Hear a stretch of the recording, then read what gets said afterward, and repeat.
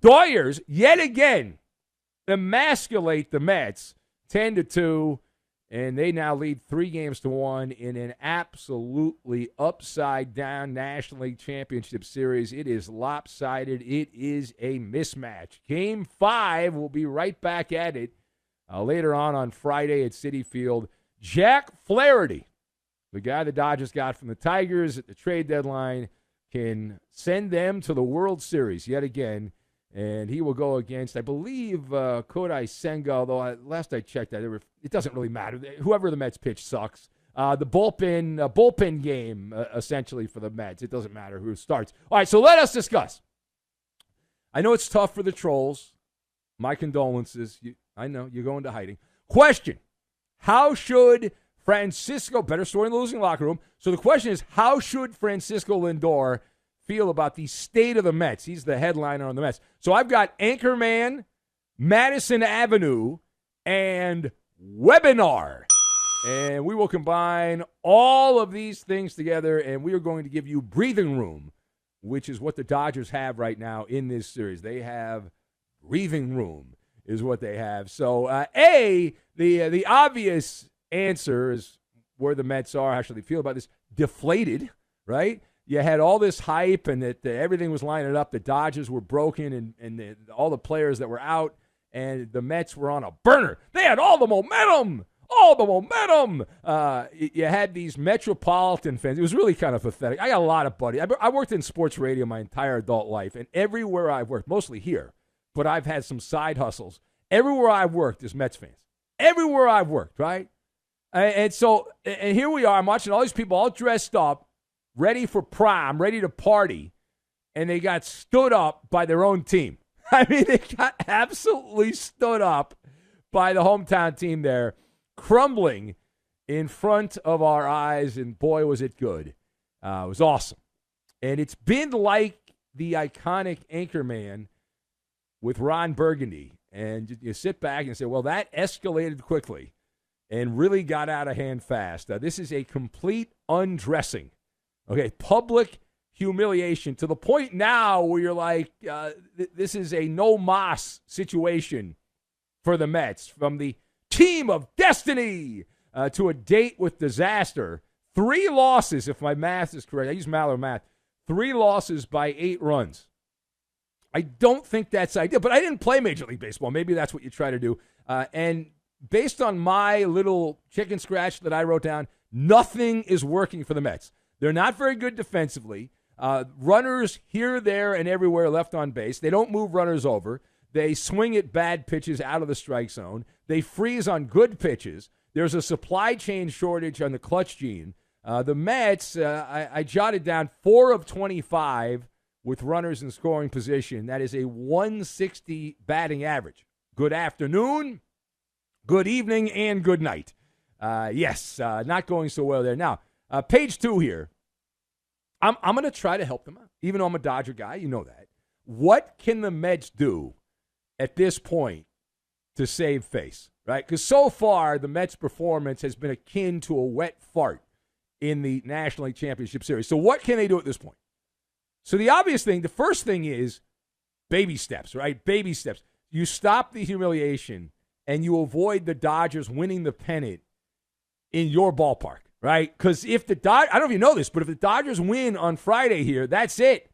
Turn out the lights, the party's over. Now, the party's already over, but the other thing is rather obvious, and I was having a conversation. I was texting a buddy of mine who's a big baseball guy, one of my guys, and he was like, well, what's really gone wrong for the Mets? We're going over everything. But the main thing is just throw strikes, right? This is a charity telethon from the Mets pitching staff. It's a walk-a-thon is what it is. Now, again, I jotted down this number. I believe it's now 29 walks in like 34 innings or something like that. It's some ridiculous number like that. So the thing would be to make them beat you with the lumber, make the Dodgers beat you with the lumber, and they're just better anyway. They likely will do that, but at least it's not as embarrassing as what's going on right now for the Mets. No freebies, right? And throwing the baseball, if you're a major league pitcher, if you've made it all the way through high school, through little league, high school, possibly college, minor league baseball. You've worked your way up to the big leagues. You are in the top half of 1% to make the major leagues, right? You're at the very top of your profession. And you should be able to, I don't think I'm asking for too much. Maybe I am. Maybe I'm being an a-hole.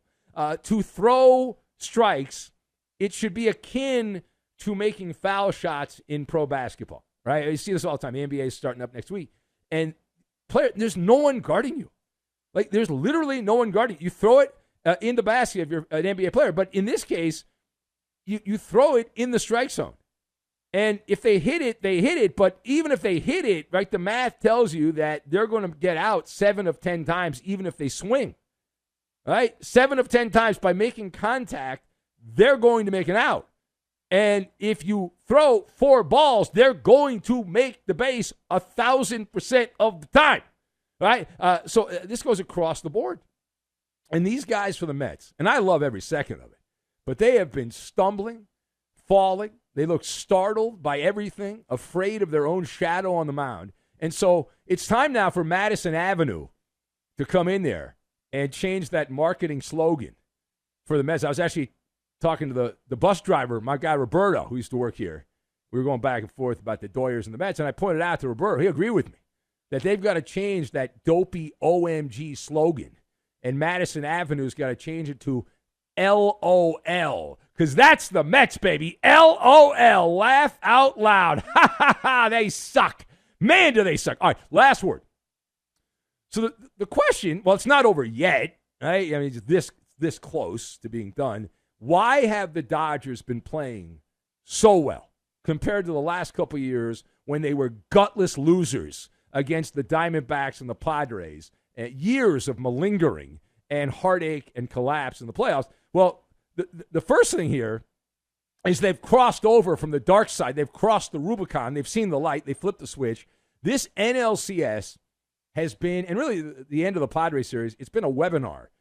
They have outclassed the Mets across the board. 66 base runners in 4 games, and almost half of those via the walk. They're not overperforming.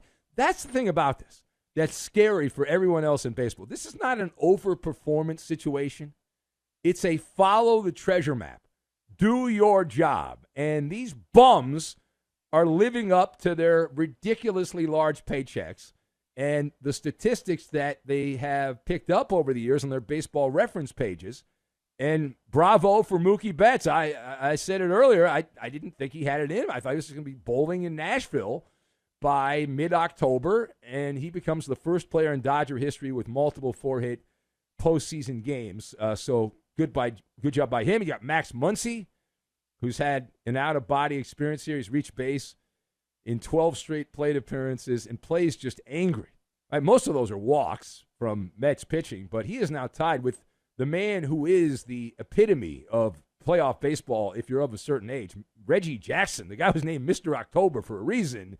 Most consecutive postseason plate appearances reaching safely. So the Dodgers 1 win away from a likely date with the Yankees in the World Series, although the Yankees rode the Vomit Comet in Cleveland. More on that later. We have a long overnight. We'll get to the full breakdown of Barfapalooza for the Yankee bullpen there, spoiling what would have been a magical moment for Aaron Judge, but unfortunately doesn't count if you don't win the game. I hate when that happens. It is the Ben Maller Show.